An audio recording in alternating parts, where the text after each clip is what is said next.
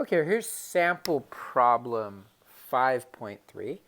Given the thermochemical equation for photosynthesis, 6H2O liquid plus 6CO2 gas forms C6H12O6 solid, which is called glucose, plus 6O2 gas. Delta H equals 2803 kilojoules per mole. Notice delta H is positive. That means this is an endothermic process. It requires solar energy for this reaction to occur. The question is, calculate the solar energy required to produce 75.0 grams of C6H12O6, which again is glucose. So let me write the equation down. The thermochemical equation is what we call this. A thermochemical equation is a chemical equation that has the value of the enthalpy change associated with that reaction. So the way we would interpret this is that this reaction produces glucose, C6H12O6, and it produces oxygen, but there's also an energy change associated with this reaction, and it's endothermic, which means energy has to go in order to produce these products. Okay? So we want to produce 75 grams of glucose for this particular reactor. We want to produce 75 grams of glucose, and we want to calculate the solar energy required to do that. The solar energy, even though this is not solar per se, this is delta H, the amount of solar energy required for this reaction to occur is related to this delta H here. So let's say the following. What I'm going to do is, it says in this thermochemical equation right there that 1 mole of something requires 2803 kilojoules. So I'm going to come back to the balanced equation and figure out what it's referring to. If you take a look, there's only 1 in front of the glucose. So we can do the following.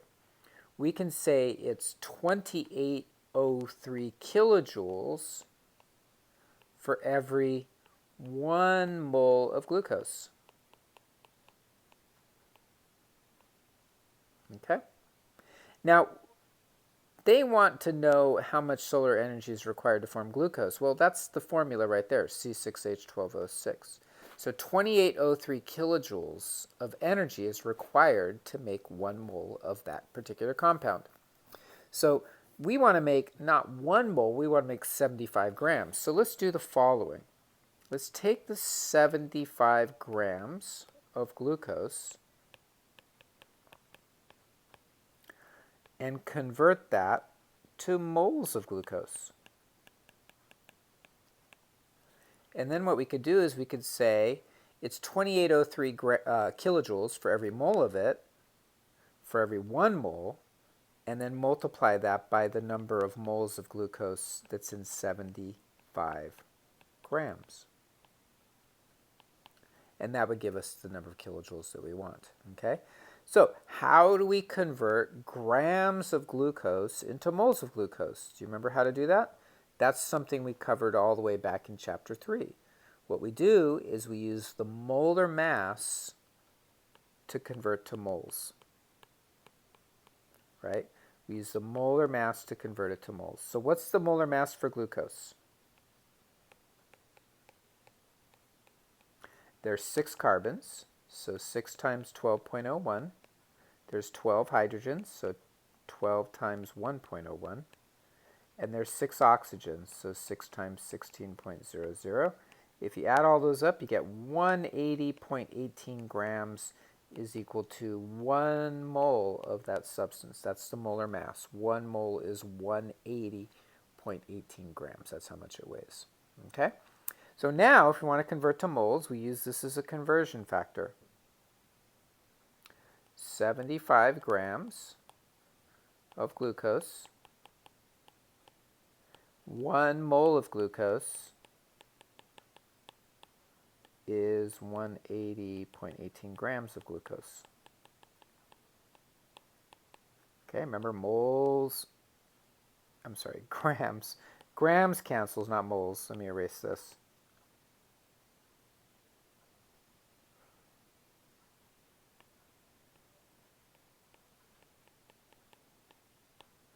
grams of glucose cancels with grams of glucose, and you get 0.4163.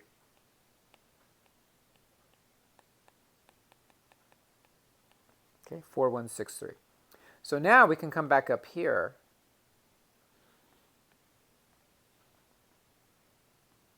and put in that 0.4163 right here. Okay, so I'm going to do this. Oops. My apologies. Hold on one second. Okay, so the idea here is we figure out the number of moles. I'm going to erase this here.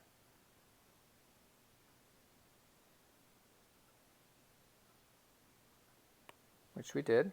So times 0.4163 moles of glucose. And look what happens when you do that calculation. Moles of glucose cancels with moles of glucose. So now 2803 times 0.4163 is 1170. 1170 kilojoules. Okay? In other words, if you want to make 1 mole of glucose, it takes 2803 kilojoules of energy. But if you want to make 75 grams, it takes 1170 kilojoules, right? 1 mole of glucose is 180.18 grams. So if they said for 180.18 grams, it would be 2803. But it's 75 grams, which means it's only 0.4163 moles. So 0.4163 moles corresponds to 1170 kilojoules. So those are called thermochemical equations, and you want to practice those.